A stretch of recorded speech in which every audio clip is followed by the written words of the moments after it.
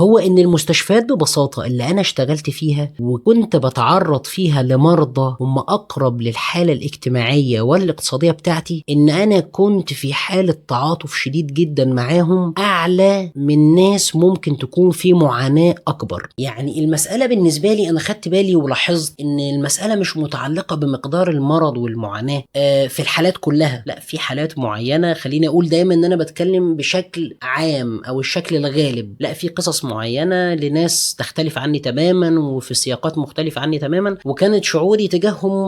في شديد التعاطف وأكتر من حالات شبهي. ولكن خلّيني أقول إن بشكل عام وبشكل غالب كده القصص بتاعة الناس اللي أنا حسيت إن هي تشبهني شوية، إن أنا قادر أريليت ليهم، أنا شايف فيك عمي أو والدي أو شايف فيك نفسي أو إلى آخره، كانت بتحصل مني على قدر أكتر من الحالة الشعورية الأعمق شوية، الأقرب شوية. لذلك فأنا هنا كنت دايمًا بافكر في موضوع التعاطف ده.